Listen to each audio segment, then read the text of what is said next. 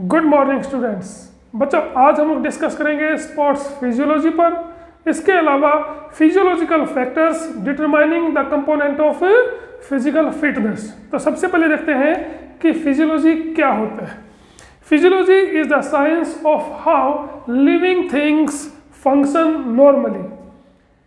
Physiology एक science है जो हमें बताता है कि लिविंग थिंग्स किस प्रकार से नॉर्मली फंक्शन करते हैं। और स्पोर्ट्स फिजियोलॉजी क्या है? Sports physiology is the study of the long and short term effect of training and body condition of athlete. Sports physiology होता है कि हम जो भी एक्सरसाइज करते हैं, ट्रेनिंग करते हैं, स्पोर्ट्स एक्टिविटी करते हैं, तो उनका हमारी बॉडी कंडीशन के ऊपर क्या लॉन्ग टर्म और शॉर्ट टर्म इफेक्ट होता है बच्चों। ठीक है। अब उसके बाद में है फिजियोलॉजिकल फैक्टर डिटरमाइनिंग स्ट्रेंथ। कौन कौन से फिजियोलॉजिकल फैक्टर हैं जो स्ट्रेंथ को डिटरमाइन करते हैं, निर्धारित करते हैं? उनमें सबसे पहले है साइज ऑफ द मसल्स। सबसे इंपॉर्टेंट है बच्चा size of the muscles.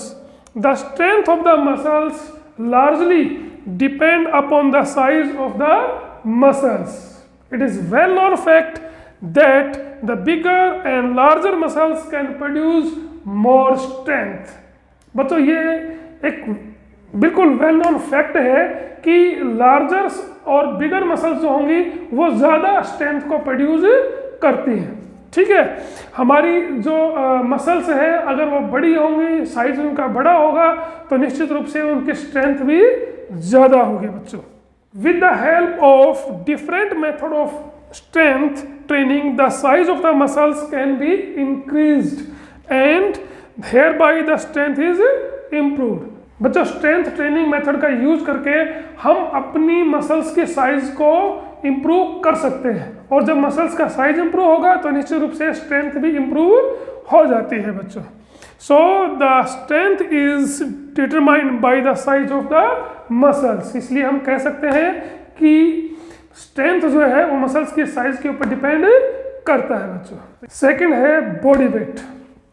It is also a well known fact that the individual who are heavier are generally stronger than the individual who are lighter. The heavier weight lifter lift heavy weight. बच्चों ये सभी को पता है कि जिसका body weight ज़्यादा होगा वो ज़्यादा स्ट्रेंथ प्रोड्यूस कर पाता है। एक वेट लिफ्टर जिसके अंदर वजन ज़्यादा है, जिसकी बॉडी के अंदर वजन ज़्यादा है, वो ज़्यादा वेट को लिफ्ट कर पाता है। ठीक है। कंपैरिजन देन जिसका बॉडी वेट कम होता है। ठीक बच्चों देखो, इसी वजह से जितने भी गेम्स होते हैं, चाहे वो वेट लिफ्टिंग के हो, चाहे वो रेसलिंग के हो, जूडो हो, ठीक है, ताइक्वांडो हो, बॉक्सिंग हो, तो आपने देखा होगा कि बॉडी वेट के अकॉर्डिंग ही उनका कंपटीशन होता है। कॉमनवेल्थ गेम के अंदर और ओलंपिक के अंदर किन किन भारतीय प्लेयरों ने मेडल जीते हैं और किस वेट कैटेगरी के अंदर, ये आप मुझे कमेंट करके बताओगे। नेक्स्ट है मसल्स कंपोजिशन। बच्चों ये सबसे इंपॉर्टेंट है क्योंकि ये स्ट्रेंथ में भी है और स्पीड वाले टॉपिक के अंदर भी है। Each muscles consist of basically two type of muscles fibres, that is fast twitch fibres यानी white twitch fibres, slow twitch fibres यानी रेड ट्विच फाइबर्स। देखो बच्चों हमारी बॉडी के अंदर दो प्रकार के मसल्स फाइबर्स होते हैं, रेड ट्विच फाइबर्स और white twitch fibres. White twitch fibres होते हैं वो होते हैं फास्ट ट्विच फाइबर्स, और रेड ट्विच फाइबर जो होते हैं वो होते हैं स्लो ट्विच फाइबर्स। ओके, आप इसको ध्यान रखना, fast white, slow red. The muscles which have more percentage of fast twitch fibres can produce more strength. Slow twitch fibres are capable for contracting for a long duration.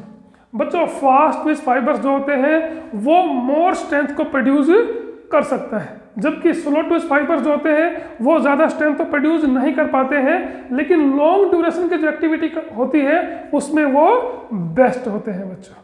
ठीक है। तो जिसके अंदर इसमें एक सबसे इंपॉर्टेंट बात है वो ये देख लीजिए, the percentage of fast twitch fibres and slow twitch fibres is genetically determined.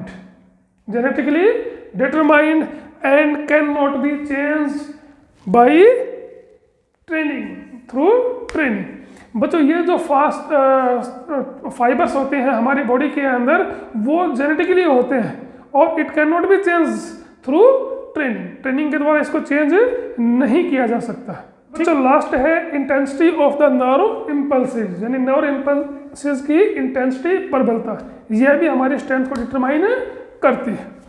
A muscles is composed of a number of motor unit, हमारी मसल्स जो है वो नंबर ऑफ मोटर यूनिट से मिलकर के बनी हुई है। Whenever a stronger nerve impulse from central nerve system excite more number of motor unit, जब कभी a stronger nerve impulse excite more number of motor unit, excite more number of motor unit, जब कभी a stronger nerves जो है वो more number of motor unit को excite करती है, then it produce more strength.